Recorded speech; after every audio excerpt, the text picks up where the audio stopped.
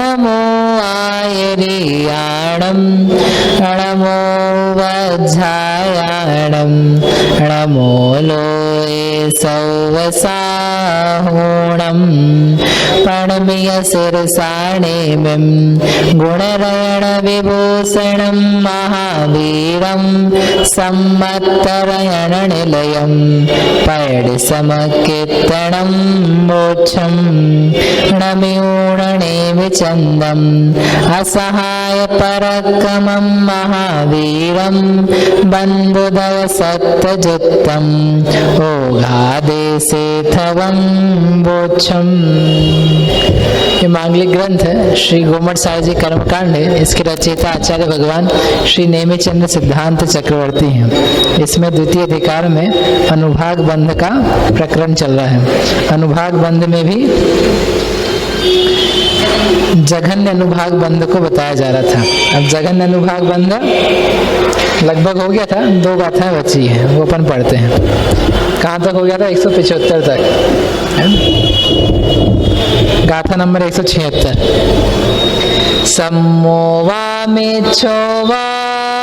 अठ अपरियत्तमज्जिमो यजति परियत्तमाण मध्यमा मिच्छादिट्ठि दुच्चेवीसम। आगे गाथा सूत्र में वक्षमाण सम्मोवा मिच्छोवा, जो सम्यक्त प्रकृति, जो सम्यक दृष्टि हो या मिथ्या दृष्टि हो, 8 यानी 8 आगे की जो है वे अपरियत मध्यमो, अपरिवर्तमान मध्यम परिणामी सम्यक दृष्टि व मिथ्या दृष्टि जीव वे जघन्य अनुभाग सहित बांधते हैं। 23 जो शेष बची 23 प्रकृतियां हैं उनको परियतमान परिवर्तनमान मध्यम परिणामी मिथ्या दृष्टि जीव बांधते हैं। 8 प्रकृतियां बची और 23 बची, यानी कितनी? 31। बाकी सबका हिसाब बता चुके हैं। तो उनके लिए कहा जो 8 प्रकृतियां हैं उनको सम्यक दृष्टि भी बांधता है और मिथ्या दृष्टि भी बांधता है, कुछ से जघन्य अनुभाग से युक्त होकर के। और जो शेष बच गई 23 प्रकृतियां उनको अकेले मिथ्या दृष्टि जीव ही बांधते हैं। कैसे परिणामों से? मध्यम परिणाम, मध्यम प्रकार के परिणाम, अर्थात न बहुत संक्लेश के न बहुत ज्यादा विशुद्धि के, उसके योग्य जो मध्यम संक्लेश विशुद्धि चाहिए उनसे उनका बंध होता है। तो आगे वो प्रकृतियों के नाम बताते हैं, वो देखना पड़ेगा। परिवर्तमान और अपरिवर्तमान वो अवस्थित रहे। आगे लक्षण इसमें आ रहा है, पढ़ते हैं इसमें से। जो परिणाम संक्लेश अथवा विशुद्धि से प्रति समय बढ़ते ही जावे या घटते ही जावे, पुनः पूर्व अवस्था को प्राप्त न हो, उन्हें अपरिवर्तमान परिणाम कहते हैं। और जो परिणाम एक अवस्था से दूसरी अवस्था को प्राप्त होकर पुनः पूर्व अवस्था को प्राप्त हो सके वे परिवर्तमान परिणाम हैं, जिनमें बदलाव हो जाता है। यानी वो बढ़ते जाएं, आगे आगे बढ़ते जाएं तो वो कह रहे हैं अपरिवर्तमान, और नीचे नीचे ही घटते जाएं लगातार तो वो भी अपरिवर्तमान, और घटे बड़े ऐसे होते रहे बार बार तो परिवर्तमान।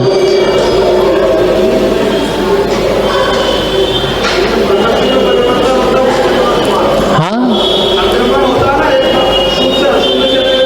नहीं, शुभ अशुभ नहीं, संक्लेश विशुद्धि का मतलब है। जैसे साता वेदनी बन रही है, साता वेदनी का अनुभाग ही बांध रहे थे 10 डिग्री का, अब अगले समय बांधा 12 डिग्री का, फिर 13 का, फिर 14 का, फिर 15 का, ऐसे करके बढ़ते बढ़ते गए। तो ये क्या कहलाएगा? ये अपरिवर्तमान। और साता का ही घटता घटता जाए 10 डिग्री से 9, 8, 5, 7, तो वो भी क्या है? अपरिवर्तमान। और साता का भी 10 डिग्री की बांधी, फिर 11 की बांधी, फिर 10 की बांध ली, फिर 9 की बांध ली, फिर 10 की बांध ली, फिर 12 की, फिर वापस 10 पे, ऐसे चलते रहे। तो जीवों के वैसे तो चलते ही रहते हैं, लेकिन एक लगातारता की बात है। अंतर मुहूर्त तक उसके परिणाम संक्लेश ही होता गया, विशुद्धि होते गए, तो उन समय को बोलते हैं अपरिवर्तमान। और जहाँ रैंडमली मतलब आगे पीछे बदल रहे हैं ऊपर नीचे जाते हुए, तो उन परिणामों को बोल रहे हैं परिवर्तमान। परिवर्तन तो परिणामों में होता ही रहेगा, कोई ऐसा परिणाम नहीं है कि जिसको प्राप्त किया है तो भविष्य में उसको कभी प्राप्त करेगा ही नहीं, क्योंकि जीव के जो स्थान है तो असंख्यात लोक प्रमाण कषायों के स्थान है, तो उन्हीं कषाय स्थानों को पुनः पुनः प्राप्त करता रहता है। तो एक बार प्राप्त किया और अब अगला बंधन अगला बंधन अगला बंधन जो हो रहा है वे सब कैसे हो रहे हैं, बढ़ते बढ़ते बढ़ते जा रहे हैं। तो इसलिए वो क्या कह रहे हैं कि उन परिणामों का नाम है अपरिवर्तमान स्थान। और ऐसे ही घटते हुए जाएं संक्लेश में या विशुद्धि में, तो उनको क्या कहेंगे, अपरिवर्तमान। और जो ऊपर नीचे बिना किसी नियम के हो रहे हैं उनको कह रहे हैं परिवर्तमान स्थान। ठीक है ना। जो परिणाम संक्लेश अथवा विशुद्धि से प्रति समय बढ़ते ही जावे या घटते ही जावे, पुनः पूर्व अवस्था को प्राप्त ना होवे, वे कैसे हैं, अपरिवर्तमान परिणाम। और जो परिणाम एक अवस्था को प्राप्त होकर के दूसरी एक अवस्था से दूसरी अवस्था को प्राप्त होकर पुनः पूर्व अवस्था को प्राप्त हो सके, वे परिवर्तमान परिणाम कहलाते हैं। ठीक है। तो ये जो क्या कह रहे थे, 8 प्रकार के कर्म हैं, वे अपरिवर्तमान परिणामों से बनते हैं, यानी वे बढ़ते बढ़ते ही जाते हैं या घटते घटते ही जाते हैं। और बाकी जो 23 प्रकृतियां हैं वे ऊपर नीचे घटती बढ़ती यथायोग्य रूप से बन सकती है, उसमें बाधा नहीं है। हाँ, ये यहाँ पर अर्थ है। और ये बताना है कि ये 23 प्रकृतियों का बंध मिथ्या दृष्टि के ही है। 8 प्रकृतियों का बंध सम्यक दृष्टि मिथ्या दृष्टि दोनों प्रकार के जीवों के पाया जाता है जघन्य अनुभाग से। यानी जैसे विशुद्धि या संक्लेश रूप की हानि मिथ्या दृष्टि की होती है, वैसे ही किन्हीं प्रकृतियों संबंधी वह भाव सम्यक दृष्टियों के भी होते हैं।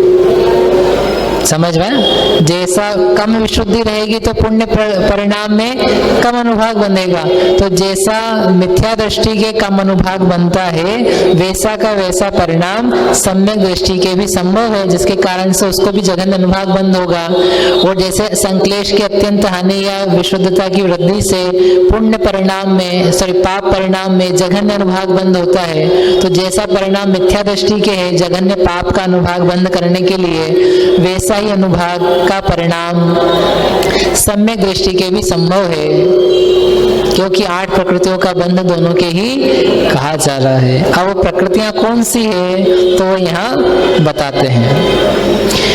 177 थिर सुह जस साध दुगम उभये मिच्छेव उच्च संठाणम संहदिगमण मणर सुर सुभगादि जान जुम्मम च थिर जस साध, और साथ में दिया दुगम, दुगम यानी द्विक, इन 4 के जोड़े। कौन कौन से, थिर, थिर का जोड़ा यानी स्थिर, स्थिर अस्थिर, सुह शुभ अशुभ इनका जोड़ा, फिर जस, जस में यश अयश, साध यानी साता, साता और असाता। ये जो 8 प्रकृतियां हैं इनका जघन्य अनुभाग बंध मिथ्या दृष्टि सम्यक दृष्टि दोनों के। साता वेदनी का जघन्य अनुभाग बंध मिथ्या दृष्टि भी करता है और सम्यक दृष्टि भी करता है ना। सम्यक दृष्टि के भी साता वेदनी के योग्य जो संक्लेश का परिणाम है वो पाया जाता है, मतलब उसके परिणाम भी इतने नीचे पाए जा सकते हैं। ऐसा नहीं कि साता वेदनी का अनुभाग बंध वह अधिक अधिक ही करेगा, कम भी कर सकता है, समझ में। और असाता का जघन्य अनुभाग बंध वैसे तो मुनिराज क्यों होना चाहिए, असाता है ना भाई, 6वें गुण स्थान में बंध भी छुट्टी है उसकी, तो उस असाता प्रकृति का जघन्य अनुभाग बंध मुनिराज के तो है, लेकिन मिथ्या दृष्टि के भी हो सकता है। ये कहा ना सम्मो मिच्छोवा, सम्यक दृष्टि मिथ्या दृष्टि के। हाँ, पहले गुणस्थान में असाता वेदनी के योग्य जो परिणाम है वो हो सकता है, मतलब विशुद्ध परिणाम हो, उसका बढ़ा हुआ हो, इतना भी बढ़ा हुआ नहीं हो कि साता वेदनी का बंद हो। बंद किसका होगा? असाता का। लेकिन परिणाम में निर्मलता ऐसी है कि फिर भी जघन्य अनुभाग बंद हो रहा है। समझ में विचित्रता? छठवें गुणस्थान तक जो, अब छठवें गुणस्थान में मुनिराज के परिणाम है निर्मल, फिर भी संक्लेश कुछ पाया जा रहा है, जिसके कारण से असाता प्रकृति का बंद हो रहा है, और प्रकृति का बंद जघन्य मध्यम अनुभाग से हो रहा है। सभी को जघन्य का ही बंद होता है सातवें छठवें गुणस्थान में, ऐसा नहीं, जघन्य भी होता है, अन्य मध्यम भी होता है, उच्च नहीं, उत्कृष्ट नहीं होगा। उत्कृष्ट तो अन्य जीव को होगा, मिथ्या दृष्टि को। समझ में? ऐसे यशा कीर्ति, यशा कीर्ति का जघन्य अनुभाग बंद, अयशा कीर्ति का जघन्य अनुभाग बंद। तो यशा कीर्ति का जघन्य अनुभाग बंद सम्यक दृष्टि को, मिथ्या दृष्टि को। यशा कीर्ति कहाँ तक बनती है? 10वें तक। अयश कहाँ तक बनता है? छठे की चौथे में? छठे में। तो वहाँ छठे में उनको जैसे असाता में लगा ना, वैसे लगा लेना। वहाँ भी हो सकता है जघन्य अनुभाग बंद, और किसी मिथ्या दृष्टि को भी हो सकता है। तो इन्हें परिणाम ऐसे पाए जा सकते हैं। कैसे होगा? क्योंकि उसके परिणाम उस टाइप के, उस जाति के पाए जाएंगे कि जिसमें संक्लेशता बहुत कम है। मिथ्या दृष्टि यश कीर्ति बांध सकता है कि नहीं? बांधता है ना। तो जब यश कीर्ति बांध लेता है बेचारा, तो अयश कीर्ति का जघन्य अनुभाग बंद कर लेते, उसमें क्या तकलीफ है? जब पुण्य बांध सकता है तो उस पुण्य का पाप जो परिणाम है जघन्य अनुभाग वाला, उसका जो नेक्स्ट हिस्सा है वो पुण्य है। वही एक लाइन बनाओ सीधी, यहाँ सबसे ज्यादा संक्लेश है और यहाँ उत्कृष्ट विशुद्धि है, तो बीच में करते करते यहाँ तक तो क्या हुआ?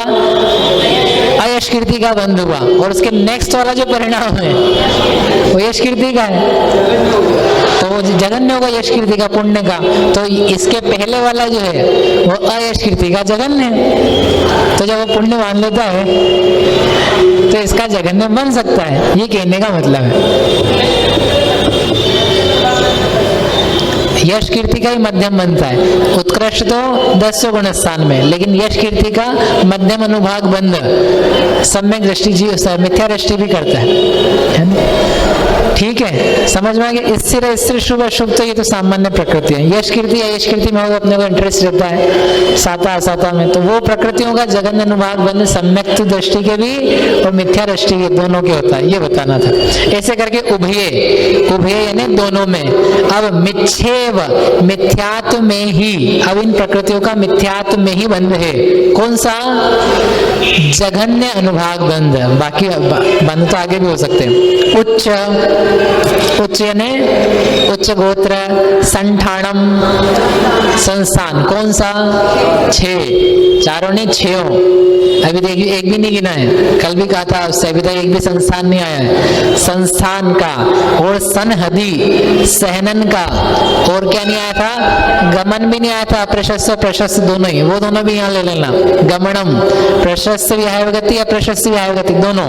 फिर णर सुर सुभग आदि जान, णर यानी मनुष्य गति नहीं आई थी ना अभी तक, मनुष्य गति गत्यानुपूर्वी। फिर है सुर, देवगति तो आगे आ चुकी थी पहले, देवगति ली थी ना पहले वैक्रिक षटक में, देवगति गत्यानुपूर्वी, वेगूप छक्काओ, नरक गति गत्यानुपूर्वी, देवगति गत्यानुपूर्वी, तो वो 2 मान लिए। लेकिन यहाँ बताना ये कि मिथ्या दृष्टि को ही होता है, और वहाँ ये कहा था मनुष्य तिर्यंश को ही होता है, तो यहाँ पर सामान्य है, वहाँ थोड़ा विशेष था। तो नर देवगति गत्यानुपूर्वी, सुभग, सुभग दुर्भग, आदेज्य, आदेय अनादेय, जुम्मम यानी इनका जोड़ा। कितने हो गए? उच्च गोत्र 6, संस्थान 6, सहनन 6 दूनी 12 और 1 13, और 2 गमन 15, और 1 नर का, सुर का, सुभग का, आदेय का जोड़ा 4 दूनी 8, 15 और 8 23। ये 23 प्रकृतियों का जघन्य अनुभाग बंध मिथ्या दृष्टि ही करता है। उच्च गोत्र का जघन्य अनुभाग बंध मिथ्या दृष्टि ही करता है। नीच गोत्र का मिथ्या दृष्टि ही करता है। कब करता है? वो नीचे बताया था ना, 7वें नरक के नारकी को कि वहीं बनना, वो लॉजिक भी बताया था उसका। इस प्रकार से ये अनुभाग बंध का जघन्य और उत्कृष्ट समाप्त हुआ। अब आप क्या करना, एक टेबल बनाना, एक एक प्रकृति लिखना, मतलब ज्ञान क्रम से ऐसे लिखना, ज्ञानावरणी, दर्शनावरणी, मोहनी, अंतराय। तो ज्ञानावरण की 5 का तो हमेशा एक साथ ही चलने वाला है, तो 500 को इकट्ठी लिख लो। दर्शनावरण की 4 इकट्ठी चलेगी, और निद्रा प्रश्ला ये इकट्ठी चलेगी, और स्त्यान वृद्धि 3 ये इकट्ठी चलेगी। तो 3 लिखो उसमें, 4, 3 और 2, ऐसा करके 9।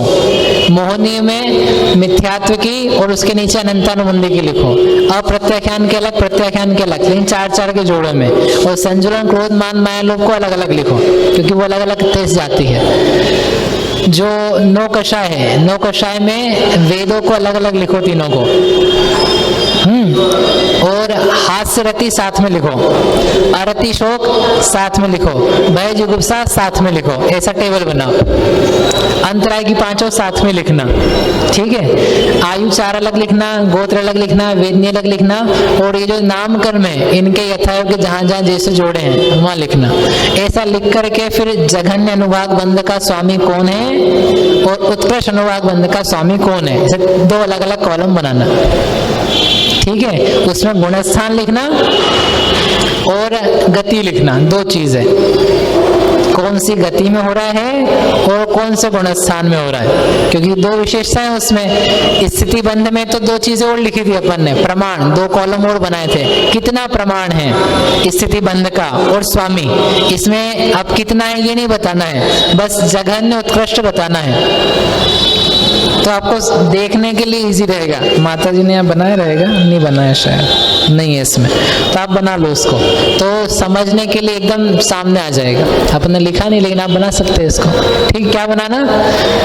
जघन्य अनुभाग बंध, उत्कृष्ट अनुभाग बंध का स्वामी, और स्वामी में गति और गुणस्थान, क्योंकि उसी प्रकार से बताया है।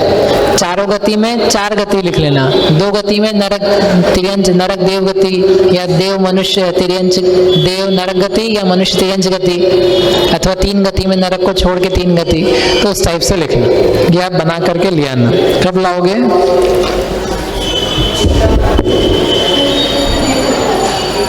एग्जाम के बाद, ठीक है।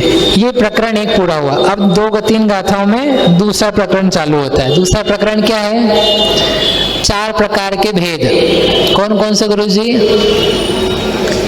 उत्कृष्ट, अनुत्कृष्ट, सादी, उत्कृष्ट, अनुत्कृष्ट, जघन्य, अजघन्य। पहले 4 ये भेद, और इन 4 के पुनः 4 भेद। कौन से? सादी, अनादि, ध्रुव, अध्रुव। अब वो बताएंगे, वो भी 2 प्रकार से। कौन से 2 प्रकार से?